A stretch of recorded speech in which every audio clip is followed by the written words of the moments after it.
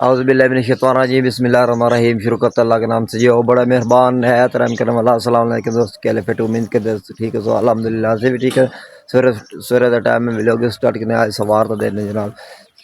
मैं जा रहा दुकान ते जनाब दो जड़ा ना खंड ते जनाब जड़ा ना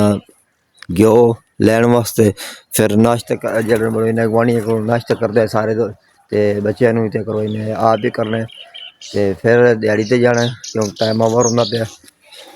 बेगम साहब जड़ा चाह बना रही, चाह जड़ा ना पक्की कली जड़ा ना ते सोहेल जड़ा ना नाश्ता कर रहा है। रस लै बिस्कुट जड़ा ना ते छोटी भी जड़ा ना ते मैं भी जड़ा ना रोटी हूँ मैं नाश्ता जड़ा ना करन लगा गया। बेगम साहब जड़ा ना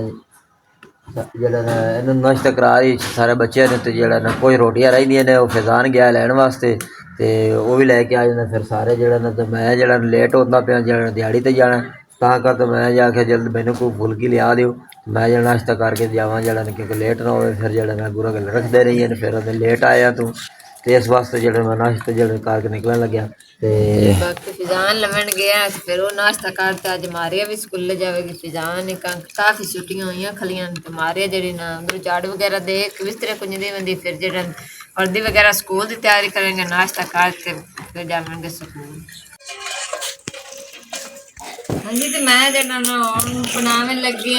बालन लगी खचर गंजी क्योंकि कल मारिया ने भी आख्या सब्जी वाला साढ़े जड़ा दरवाजे तो लंघदा है तो सब्जी वगैरह लेने तो मारी ने आख्या मेरे कन जड़ा कल आज चली गई स्कूले मैं आज स्कूले भेजता ना काफ़ी दिन हो गए ने कोई नहीं गई मैं आख्या जड़ा फिजान आ गया फिजान होगी छुट्टी तो कंडे बंडे जड़ा बाहरों काख कूक चौक ते लेंदे सू ते हुण मैं जड़ा उत्ते पानी रख दिता है गर्म होने ते फिर जड़ा खचर गंजी धो दिता अच्छी तरह मैं हूँ उबालन लगी हाँ फिर मारे मलद ते आ जासी हो सका मेरे कन खचर गंजी लैनी जड़ा उबाल ते रखनी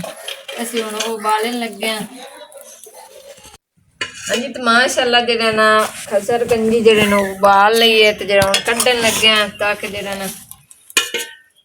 सवेल तो छोटी वास्ते फिजान वास्ते मेरे वास्ते कढ़न लगे हैं तो बाकी मारिया वास्ते विचे पई अभी तक नहीं आई ते फिजान हाँ खाने ने छोटी ने नहीं पता भी ये खावन वाली जेड़े है कि नहीं ये खावन वाली ये जेड़े आलूआ वांग ना ये उस तरह ते सवेल जेड़ा सालन गरम कर रात वाला रखे हुए सी तो वो तो उन्होंने रोटी खाने लगा। जी तो जड़ा मारिया आटा गुनन लगी शाम दा ते जड़ा लकड़ा वगैरह कोई नहीं है साढ़े को अज खत्म हो गई ते सालां जड़े तां करते फिर कोई नहीं पकदे ते इत्थे पिंड च जड़ा नज़ीर बास है तो उन्होंने फिर सदिने साध के ना ते लकड़ा वगैरह लेने मैं जड़ा आटा गुन ते रख दे फिर रोटियां बना लीसां लकड़ा लै के ते जड़ा हुण 3 दा टाइम होया कि तकरीबन फिर सालन वगैरह जी पट्टी लवानी ते शहर गया तो फिर सालन जड़ा शहर लैके आ जसा।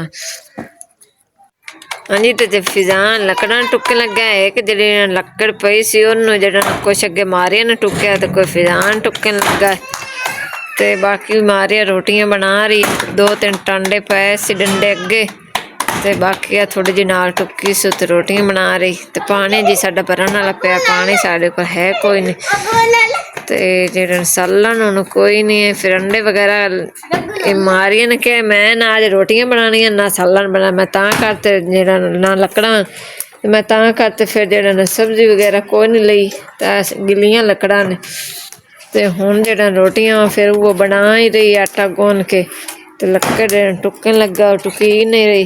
तो इन्होंने अज मैं अचार नाल खाना अज अचार नाल तुसा खानियां रोटियां सारे जनियां सालन तुसा नहीं ना बनाया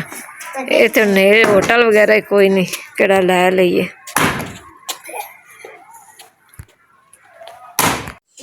हाँ जी तो रोटियां जी बना ली मारिया ने थोड़ी देर आखे अंडे लैन दिन फिजान ने 3 ते मारिया जरा कोली विच पान को खराब ना हो तो मैं जरा उत्ते प्याज रख दिते फ्राई होने